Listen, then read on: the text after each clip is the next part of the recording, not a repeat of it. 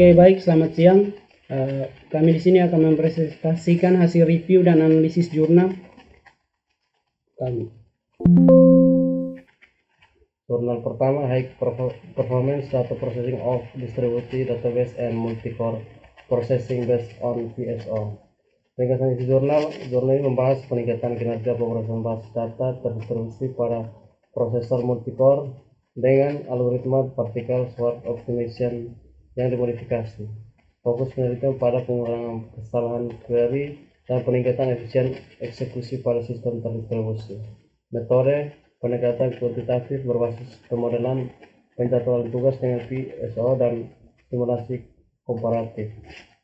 Hasil utama PSO dimodifikasi menurunkan error rate dan meningkatkan throughput sistem. Kelebihan algoritma efisien dan mudah diadaptasi. Kelemahan eksperimen hanya berbasis simulasi, belum diimplementasi secara nyata.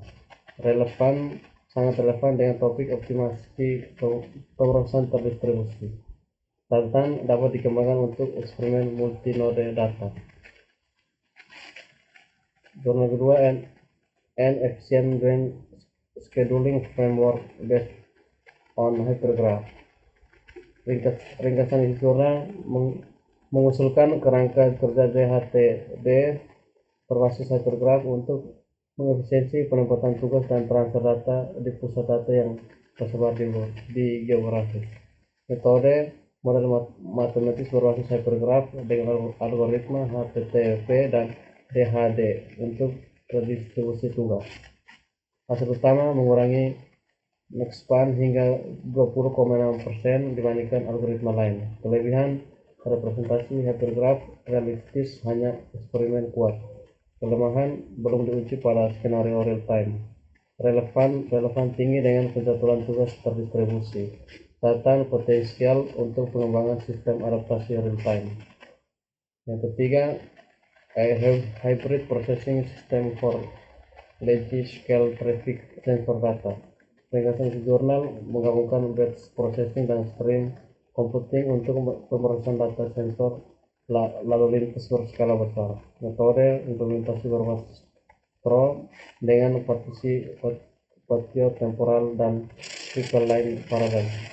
Hasil utama meningkatkan efisien pemrosesan dan menurunkan latensi. Kelebihan solusi praktis untuk sistem ITS. Kelemahan fokus domain sempit, evaluasi terbatas.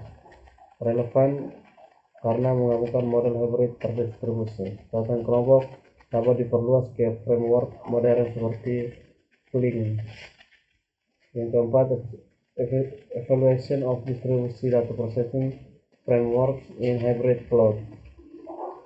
Ringkasan jurnal mengevaluasi Hadoop, Spark, dan Flink pada hybrid cloud untuk workload, batch, dan interaktif. Metode eksperimen empiris dengan pengukuran waktu eksekusi, skalabilitas, dan biaya. Hasil Flink tercepat, Spark efisien, Hadoop tertinggal. Kelebihan studi empirik kuat, hasil aplikatif. Kelemahan generalisasi terbatas pada konfigurasi tertentu. Relevan dengan evaluasi framework terdistribusi. Catatan berguna sebagai referensi praktis penerapan hybrid cloud. Yang kelima, performance analysis of distributed processing system using shard selection techniques dan Elasticsearch. Ringkasan jurnal mengevaluasi teknik shard selection pada Elasticsearch untuk peningkatan efisien pencarian dan pemrosesan data terdistribusi. Metode studi eksperimental membandingkan core, REDE, dan range. Hasil utama, range menurunkan biaya pemrosesan hingga 28%. Kelebihan hasil kuantitatif jelas dan terukur. Kelemahan dataset terbatas, tidak diuji skala besar. Relevan dengan topik, relevan dengan optimasi pencarian terdistribusi. Catatan dapat diuji pada sistem open source lain. Jurnal ke-6, Smart City Data Processing Using Distributed Computing and GIS. Ringkasan menginterpretasikan GIS dengan komputasi terdistribusi untuk analisis data kota pintar secara real time. Metode kombinasi model data spasial dengan Hadoop. Hasil utama analisis cepat dan sinkronisasi antar wilayah kota. Kelebihan integrasi lintas bidang inovatif. Kelemahan, kurang fokus pada optimasi beban kerja. Relevan dengan penerapan praktis di Smart City. Catatan perlu diuji pada skenario multi-cloud. Zona ketujuh, recent advance in privacy processing, distribute data processing. Ringkasan meninjau kemajuan metode privasi pada sistem terdistribusi seperti differential privacy, MPC, dan federated learning. Metode studi literatur dan analisis konseptual. Hasil utama identifikasi tren federated learning dan MPC. Kelebihan analisis terkini komprehensif. Kelemahan minim bukti empiris. Relevan dengan keamanan data terdistribusi. Catatan potensial diimplementasikan dalam framework SparkPL. Zona ke-8, DEBS Grand Silent Analysis of Market Data with Noir. Ringkasan menggunakan sistem Noir untuk analisis data pasar keuangan real-time berbasis event streaming. Metode implementasi Kafka dan Noir untuk uji throughput latensi. Hasil utama throughput tinggi, latensi rendah. Kelebihan arsitektur modular dan efisien. Kelemahan fokus pada domain finansial, relevan dan topik dengan streaming data terdistribusi. Catatan contoh diterapkan pada IoT streaming. Zona ke-9, a model survey of distributed data intensive system. Ringkasan, survei komprehensif tentang arsitektur tanggapan dan tren sistem data intensif terdistribusi. Metodologi, kajian literatur dan model klasifikasi 3 lapisan. Hasil utama menyajikan model konseptual sistem data intensif. Kelebihan cakupan luas sistematis. Kelemahan tanpa eksperimen empiris. Relevan sebagai dasar teori sistem terdistribusi. Catatan cocok sebagai acuan penelitian. Zona ke-10, High Performance Data Integration Framework for GeoSpatial Distributed System. Ringkasan membahas framework integrasi data performa tinggi untuk sistem lintas lokasi geografis. Metodologi implementasi parallel data fusion dan adaptive routing. Hasil utama mengurangi waktu integrasi hingga 60%, kelebihan efisiensi dan adaptif terhadap latensi jaringan. Kelemahan tidak membahas sinkronisasi konflik.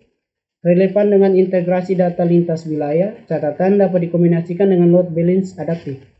Zona ke-11, data case grounding data regulation for compliant data processing system.